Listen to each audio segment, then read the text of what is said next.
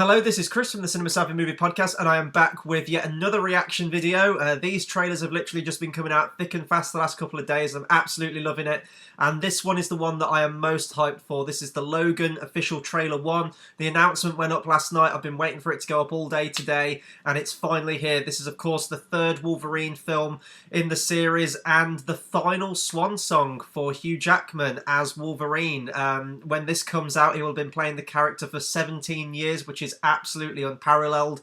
He is Wolverine, and it's going to be really, really sad to see him go, but I think it's going to be a fitting closure for him, especially with the source material that it's loosely based on. They're basing it on the Old Man Logan comic by Mark Miller, or Mark Millar, however you want to pronounce it. I've heard both. I haven't personally read that comic book myself, but I've heard it's an absolute classic. But I think there are other characters in it like Hulk and things like that, and obviously because Fox is separate to Marvel Film Studios, you won't see any crossovers like that. But if anyone's looked at the channel before, you know that I am a huge X-Men fan. X-Men's one of those franchises that gets a free pass for me, because every X-Men 2 you have, or First Class, or Days of Future Past, you do get an X-Men The Last Stand, or X-Men Origins Wolverine, or more recently X-Men Apocalypse, which I really didn't care for, and it's really, really sad because I thought that was ramping up to be something truly great, and it's kind of almost stopped the X-Men franchise dead in its tracks. But we're going to watch the trailer now, because I'm going to talk much more about it afterwards, especially considering I've just read the premise for Logan. It's going to be really, really interesting to see this play out and what it might mean for the future of the X-Men franchise and the Wolverine franchise in general. So I'm going to click play now. Oh, Johnny Cash, Logan. Hurt, perfect song. What did you do? Charles, the world is not the same as it was. Oh, it looks awesome. Mutants. They're gone now. I heard Following the comic books then, with the mutants being killed off in the recent run of comics. To see if I still feel. I love this song so much. I focus on the pain. The only thing. Patrick Stewart's last one as well, I believe, as well. Where is she? Beneath the stain. She's like you. Of time. Very much like you. The feelings disappear. She needs our help. You are. Someone will come along. Someone has come along. I love how they've had to age up Patrick Stewart as well. The guy's like 74, 76. Oh, look at this. Jesus. My empire of dirt. I will let you down. Oh, I'm going to feel the feels with this film. Oh, look at it. I would find a way. Logan, you still have time. That's like almost the first time that X-Men films almost moved me to tears with its trailer. Wow, that trailer was fantastic.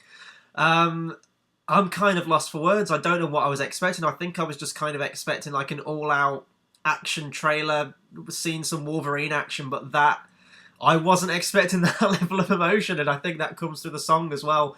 As I was saying through the reaction, perfect song. I wouldn't even have thought of using that song with Wolverine, but it's really fitting. What I like about the look of this film is, and I mean, we've got the same director from the previous Wolverine film, The Wolverine, James Mangold. I think he did a great job with that movie. It does kind of fall apart a little bit towards the end, I'll agree with people there. The first 3/4 of that film are brilliant, and then it kind of does resort to just generic superhero punch 'em up at the end. But I thought what they did with the Wolverine character and making him vulnerable as well, because, you know, the character of Wolverine, he's immortal, he's indestructible, you can't do any damage to him.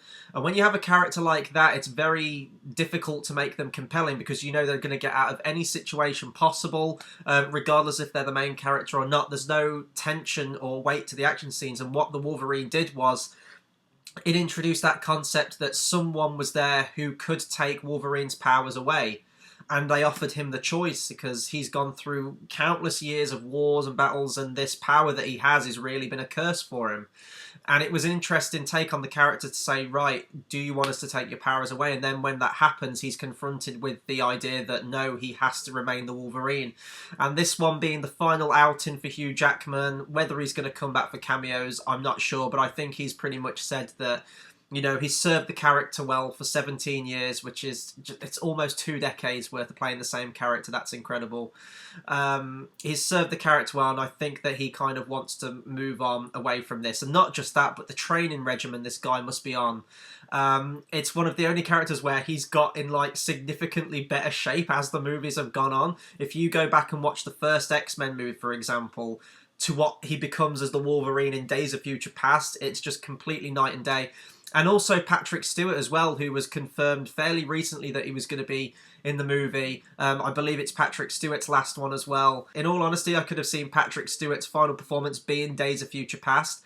Kind of as well as Hugh Jackman, because I thought that movie really kind of cemented the reboot franchise with the old one, and it was a really fitting, nice conclusion. But pairing Hugh Jackman up again with Patrick Stewart, it's kind of the dream team from the first movie, where, you know, Wolverine shows up to the X-Mansion and Charles Xavier's there for him, and he's the one. Like, even in Days of Future Past, Wolverine says that I was hopeless, I was lost, and you know, you found me, you made me realise who I could become.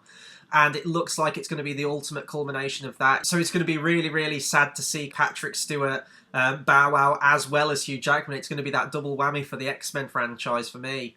Especially growing up since the first one and following all the films as they've gone along. And it's not just that, but it looks like the film's going to have an emotional core as well, with Hugh Jackman and kind of his child as well in it, his daughter. She is a clone of Wolverine, created from his DNA. Laura Kinney in the comic books, X-23, who is the new female version of Wolverine.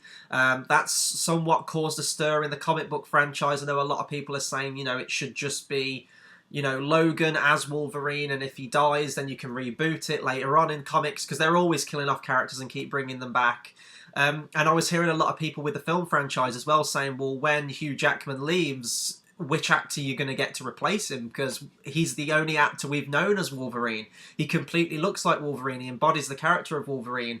And even now, I can't think of a single person that could play that role.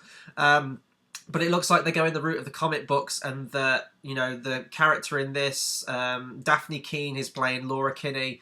It looks like they're going to have her as the new Wolverine, and we're going to have a female Wolverine moving on to the future, which is cool. It follows the comics. And I guess now they have a way where they can bring Wolverine into the rebooted lineup of characters, because say what you will, and I know that X-Men, and I'm completely there with X-Men fans, that it should be an ensemble film with Cyclops as the director of the X-Men. It breaks my heart that the movie franchise hasn't put more of a focus on Cyclops. But from the ending of X-Men Apocalypse, and I'm not going to go into spoilers if people haven't seen it, it does set us up in a position where we're now going to have a more team-focused movie, and I really hope it does. I know that X-Men, the endings tend to get my hopes up, and then the movie comes out following it, and I'm like, okay, it didn't follow up on all these story threads. But I hope it is more of a ensemble movie, and if, you know, you can bring X-23 in there, we can have a bit more Wolverine action in our new X-Men films, and I'm completely fine with that too. But just everything from this movie, Logan, is just completely doing everything right for me. You've got the poster that came out, which is fantastic. It's simple, but it's so effective. It says everything about the character in the film. It's a very understated poster of just Wolverine holding hands with his kind of clone daughter, with the blades out, and it just says everything about, you know, he's trying to put this life behind him as Wolverine, but it's shining through. You see the blood around the knives coming out, showing the brutality, and then juxtaposed with the innocence of this child's hand holding his hand. And I think it's a brilliant poster. I think it's a phenomenal trailer, and quite honestly, behind the Star Wars trailers that have come out, the Rogue One ones, and I just love Star Wars. That's part of my nature. That's part of my life's blood.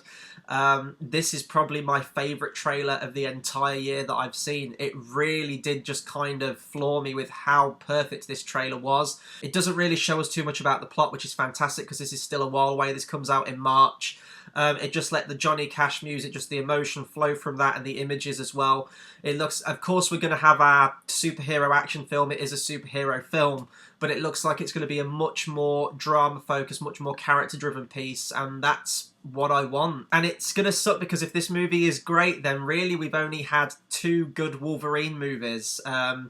X-Men Origins Wolverine is one of the worst films I've ever seen at the cinema. That film was just a complete betrayal to pretty much everything, most notably Deadpool, which has thankfully found its footing, and that looks like it's in perfectly good hands now. But you know what? He's played it for 17 years, and the guy deserves a break, so I'm happy of what Hugh Jackman's brought to the character. If ever we do get a Logan Wolverine movie again, it's going to be nigh impossible to top his performance. But I'm just going to sort of like round off with like what's going on with the plot. I've talked about what it might mean for the X-Men franchise moving on with X-23 being the new female Wolverine, but I was reading the plot for this thing, and we have Mr. Sinister as the villain, who's a villain I know pretty much nothing about. In the after credits scene of Apocalypse, there's a guy who has a briefcase which says Essex on it, and I just watched that, and as I sometimes usually do with comic books, because I know some characters and I know some stories, but some things are really kind of obscure for me,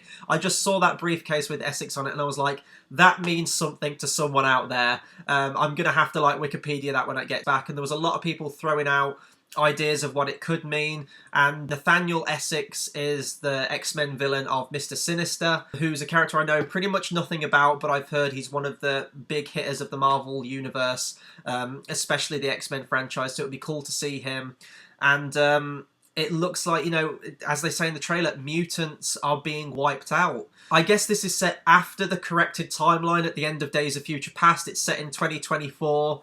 I'm still trying to get my head around all the continuity of this series, and I don't even think the filmmakers can. I kind of go and see all the X-Men films and the Wolverine films and just watch them as their own individual identity, you know, just like separate from the universe. They try and connect it, they really do, but then they always mess it up in something, or something contradicts something else, especially in Apocalypse that came out. And it does always bother me, especially when we're living in a world of Marvel movies where everything's meticulously connected. But I just love X-Men so much that I kind of just go and just enjoy the experience, and that's probably what I'm going to do with this. I'm not going to try and think too much into it of how it all connects to it. But also it's got that Professor Charles Xavier is suffering from Alzheimer's disease, and Logan is losing his healing abilities, so the stakes are high in this one. I can't wait. I rambled way longer on this trailer than I expected to. I can't wait to see this film. I'm going to watch this trailer about another 3 times now, but that'll do it for my reaction video, so please be sure to comment, subscribe, let me know what you thought of this trailer, let me know what you thought of the previous Wolverine movies and the X-Men films in general, and let me know who you would cast as a new Wolverine if you could, with Hugh Jackman leaving. Anything you like, please do drop me a comment. Lots more to still come on the channel. We've got more movie reviews, there'll be more reactions from me because these trailers just keep coming out, so please do hit that subscribe button. It is the best way to keep updated with all of our content, and until the next video, I'll see you guys next time. Thanks for watching.